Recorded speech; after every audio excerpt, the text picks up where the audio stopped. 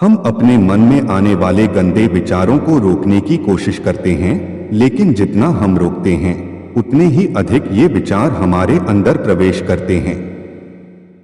आप किसी चीज से जितना दूर भागेंगे वह चीज उतनी ही ज्यादा आपके पास आएगी। इसलिए उस चीज से दूर न भागें, बल्कि उस पर संतुलन बनाए रखें।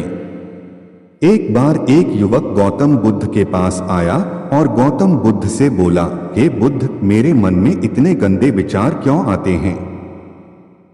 मैं नहीं चाहता कि मेरे मन में गंदे विचार आएं, लेकिन वासना के विचार हमेशा मेरे मन में चलते रहते हैं और मैं उनके बारे में सोच सोच कर बहुत परेशान रहता हूं।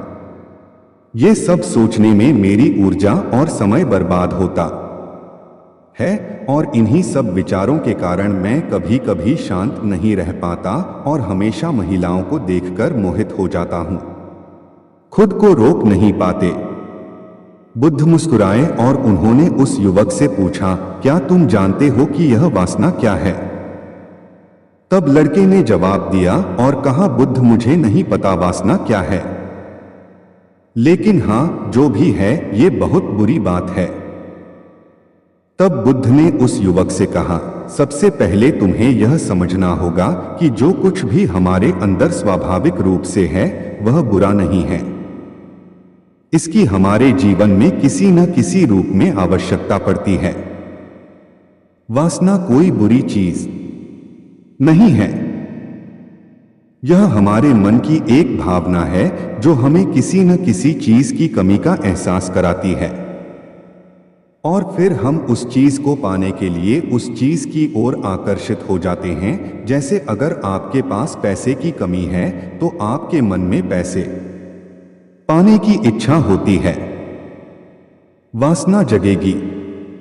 इसका मतलब यह नहीं है कि वासना बुरी है, बल्कि यह हमारे मन की एक तरह की जरूरत का एहसास है और जब यह जरूरत शारीरिक होती है तो हम इसे काम वासना कहते हैं। युवक ने गौतम बुद्ध से कहा, बुद्ध, मैं वासना का अर्थ तो समझ गया, लेकिन आप ही बताइए कि यह कहां से आती है और कैसे आती है? गौतम बुद्ध ने कहा कि वासना कहीं से नहीं आती, यह हमारे अंदर ही है और इसका होना जरूरी है, तभी मानव जाति का विस्तार होगा। युवक ने कहा, जब यह हमारे अंदर है और जरूरी भी है तो लोग इसे गलत क्यों कहते हैं?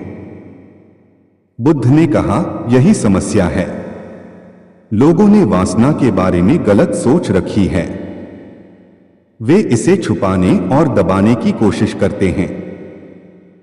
वासना गलत नहीं है, लेकिन वासना का गलत तरीके से उपयोग करना गलत है।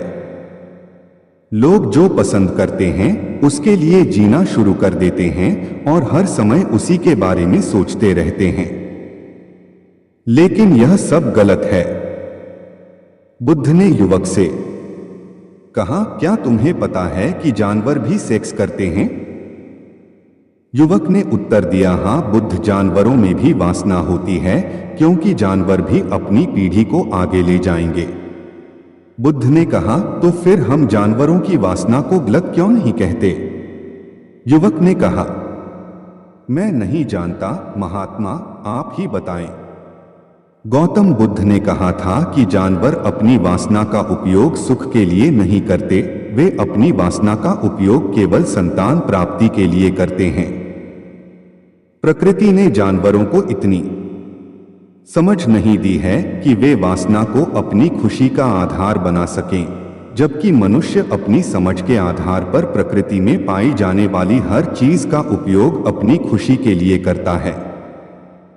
हम इंसानों ने काम और वासना को अपनी खुशी का जरिया बना लिया है, जबकि प्रकृति ने हमें अपने वंश को आगे बढ़ाने के लिए दिया है, लेकिन मनुष्य ने इसे अपने जीवन का अंतिम लक्ष्य बना लिया है और वासना को बेलगाम होने देना गलत है।